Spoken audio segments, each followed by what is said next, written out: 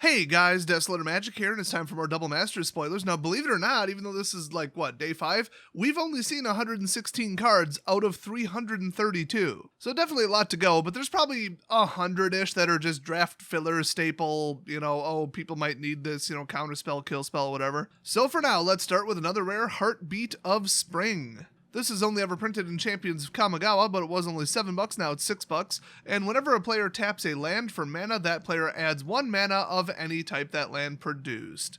Yep, a mana doubler for 3. I think we have too many of these in Standard, and honestly I think too many of these are in the game period. Why didn't they just name this Piss You Off Masters, or Unfair Masters, or Unbalanced Masters, or there were so many other names. So next up, Disciple of the Vault. It's a 1-drop 1/1 human cleric, and whenever an artifact is put into the graveyard from the battlefield, you may have target opponent lose 1 life. Kinda useful, except that your average artifact deck will be blue. And speaking of artifacts, we've got Cranial Plating. It's like they just asked people what are the top 25 most hated cards in the game, and then printed them all. So we really needed a reprint of this considering it's 25 cents. And I'm actually surprised. I thought it was banned in more formats, but it's only banned in Pauper for now. So it's a 2-drop equipment with Equip 1, and it says, equipped creature gets +1 attack for each artifact you control. So just artifact affinity garbage. I usually get it mixed up with Skull Clamp, which isn't really that similar. It's a 1-drop, 1 equip, and equipped creature gets +1, -1, and then whenever equipped creature dies, draw 2 cards. So you just equip it to a 1 toughness creature and just instantly get 2 cards for 1 mana over and over and over. Because of that, it is banned in Modern and Legacy. If you ask me, an Artifact Affinity card is worse. Everybody hates Artifact Affinity. Oh, and by the way, in addition to equip 1, you can pay 2 black and attach Cranial Plating to target creature you control. Why would you ever possibly do that? I guess, you could do it at instant speed and you can't do that with equip 1. Yeah, pull the old bamboozlement, the old switcheroo in the middle of combat or something. I don't know, whatever. So next up, we've got Joyra, Weatherlight Captain, formerly on Dominarius. I don't know if we really needed a reprint of that. Now that said, apparently she did get to $6. But now that she's being reprinted, she's 4, and I think that's a little optimistic. So, 4-drop 3/3 legendary creature, human artificer. Whenever you cast a historic spell, which is a artifact, legendary, or saga, then draw a card. I guess it's a good fit for the set, and I guess we've seen lower price rares, but whatever. Next up, boy, we haven't seen this one in a while. It's Manamorphose. Now, this was originally a common in Shadowmoor, and it was a common in the Mystery Booster. And those were $9 and $10 respectively. Hello. But then we've got Modern Masters 1 printed it as an uncommon, which doesn't disqualify it from Pauper. So I guess they just did that for draft reasons. And then I guess this time around they repeated it. So strangely enough, the MM1 version is $13. I don't really know why that would possibly be. I guess the artwork, maybe, I don't know. All I have to say about this artwork is that's not how you hold the Olympic torch. I just realized this is in German. So anyway, for a 1+ hybrid red-green, you can add 2 mana in any combination of colors to your mana pool, then draw a card. So mana fixing as an instant. You don't really see that a lot. I could see somebody totally casting this in Storm just for no reason. Otherwise, it's a very odd, inconsistent way to fix your mana and it costs you a card out of hand. And next up, well, we already had Mox Opal, might as well get out Chromemox. Oh, you got me again, didn't you, Germany? It's actually Chromemox. So obviously this is going to be one of the box toppers, and by the way, the alternate art for the box topper looks terrible. I mean, yeah, ooh, cool, color gradients and space background, whatever, which doesn't really even fit the game in any way, shape, or form. But also, they did the same thing as card and they made it blue. Okay, the name of the card is Chromemox. It's Chrome. Does it say Blue Mox? No, it says Chromemox. Make it metallic mirrored chrome. It's not hard. The instructions on how to draw it are in the damn name. Card isn't blue, this isn't blue. Was it bad instructions from Wizards to the artist, or was it the artist screwing up? We'll probably never know. But anyway, looks like Box Topper Edition's $120 potentially. The Eternal Masters one, which is last time it was printed, was $70. The Mirrodin one is also $70. That's weird. Should be more. There's a Grand Prix foil promotional version that's $100-ish. The Kaladesh Masterpiece Edition is $170. Hello. And the San Francisco not tournament legal gold bordered one is still $22 for who knows why. Probably the signature from the artist on the bottom, that probably has something to do with it, but yeah, I don't know. This one, strangely enough, does not have a price yet on Card Kingdom, which is who I'm using for a lot of these prices. But I would expect it below 70, obviously. Probably not a whole lot below, probably $60. So pretty big money mythic here, that's for sure. So if you're not familiar, it's a 0-drop artifact, and it has imprint. When it enters the battlefield, you may exile a non-artifact, non-land card from your hand, and then you can tap it immediately, by the way, and add 1 mana of any of the exiled colors, that's hard to say, to your mana pool. So pretty useful 0-drop immediate ramp, that's for sure. Pretty overpowered card, which is why it's currently banned in Modern. Next up, we've got Aethersworn Canonist. It's a 2-drop artifact creature human cleric, and each player who has cast a non-artifact spell this turn can't cast additional non-artifact spells. So there are similar, I believe, also 2-drop white cards that do something like almost identical to this, but this is more specific. So this is a Shards of Alara rare that was also printed in Modern Masters 1, but that's it. So it's currently sitting at $9. We don't have a reprint price, I guess. I don't know, Card Kingdom took the day off or something. I don't know, leaving early on a Friday maybe. But next up, we've got Land Tax. Oh darn, they're using the new artwork. I thought they'd use the Offensive Jewish Stereotype edition. So it's a 1-drop white enchantment, and at the beginning of your upkeep, if an opponent controls more lands than you may search your library for up to 3 basic land cards. Hello, reveal them, put them into your hand, then shuffle your library. So you don't put them directly into play because that would be insane. But yeah, this is the great equalizer right here. This is a very popular commander card, obviously. They do have to be basic lands, but, you know, hey, whatever. So this will be around like a $30 to $35 card once it gets reprinted here. Which, you know, still for a mythic, that's pretty good. Anything above like 20, 25 bucks for a mythic is pretty good, and most of them are. Next up, okay, Germany. Now you're just making up letters and dots and stuff. Like, what the hell? You know, I used to know how to pronounce most of this stuff, and then I forgot because who cares? Coming from someone who's half German. Anyway, this is Dread Return. It is an uncommon, but it's a pretty popular card. It's a 4-cost sorcery. Return target creature card from your graveyard to the battlefield, and then it has flashback, sack 3 creatures. So it's 1 mana undercosted compared to the average resurrection spell, and then you get flashback. It's a pretty harsh flashback, but it costs no mana, so I can do some degenerate stuff with this. And believe it or not, this is about a $2 card right now, so pretty good uncommon. Next up, we got another German one, but it just so happens that the first 2 words are actually just the name of the card. So it's Brutaclad Telkor Engineer. And by the way, yeah, hyphenate those compound adjectives. German is the best. So anyway, it's a 6-drop legendary artifact creature Artificer. So it's just everything. And creature tokens you control have haste. That's always nice. And at the beginning of combat on your turn, create a 2/1 blue mirror artifact creature token. Then you may choose a token you control. If you do, each other token you control becomes a copy of that token.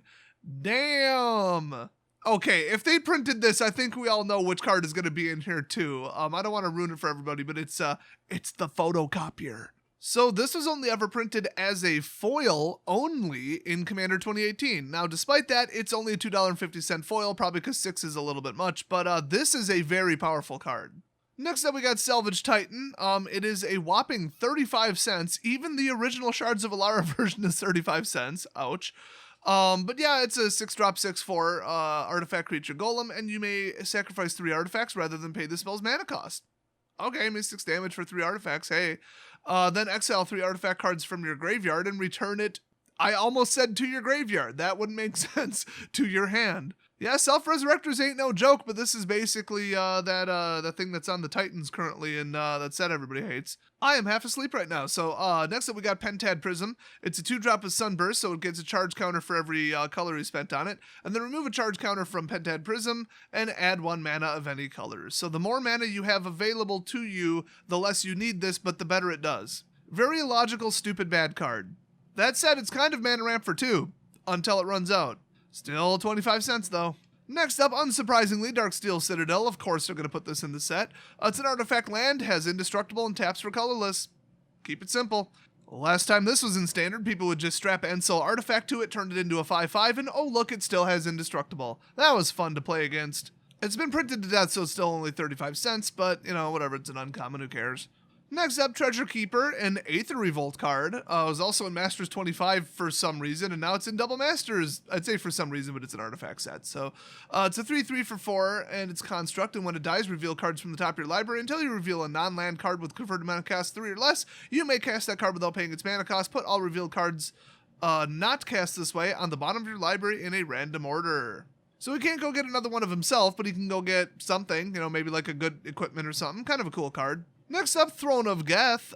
This was only ever printed in Scars of Mirrodin, but it's an uncommon, so it was still less than $1. Now it looks like it's about 50 cents. So it's a 2-drop artifact, and if you tap it and sack an artifact, what the hell did I just say? Screw it, I'm leaving it in. If you tap it and sack an artifact, you proliferate. I mean, the only use I can think of is the charge counters on multiple things, but that would be pretty useful. Well, that and Planeswalkers, and you never know, I'm sure something green probably has a counter on it and whatever. The big thing is, remember, it puts an artifact into your graveyard, and then you can like bring it back and do a loop and stuff. That's real heavy in this set. Next up, we got the Endless Atlas. So this was only ever printed once in Commander 2018. I'm not sure if it was in multiple decks. I'm going to guess no because it's $7.50. But yeah, this reprint only drops it to $5 according to Card Kingdom.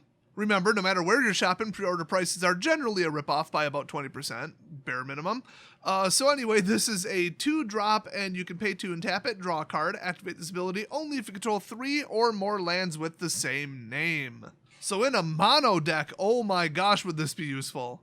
You might be able to make it work in any other deck, but like pulling lands just to activate this instead of pulling lands that you actually need to fix your colors, Next up, we've got Adaptive Automaton. I didn't think this was worth that much, but apparently it's about $6. Huh.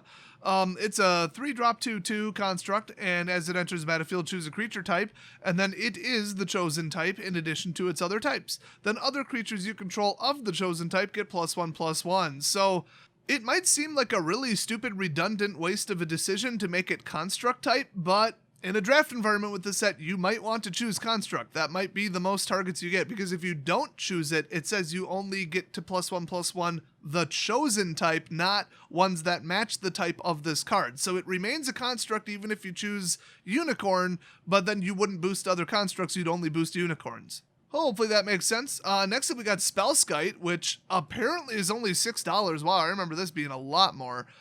This thing is just an absolute disgrace to the game. I can't stand this card. It's a 2-drop, and it has Phyrexian blue mana, so in other words, everybody not running blue is going to run this, and you can change the target of target spell or ability to Spellskite. So you can't just change it in general, because that would be broken and overpowered. But yeah, if your opponent is playing, green, like Trample Boost Ambush, or white Ambush, instance, or like white-red Rush with the whole bunch of, Sure Strike and Trample cards and all that, yeah, they're never going to get to boost anything ever again. You'll just pay 2 life or 1 blue mana, and then, oh, look, now Spellskite got boosted.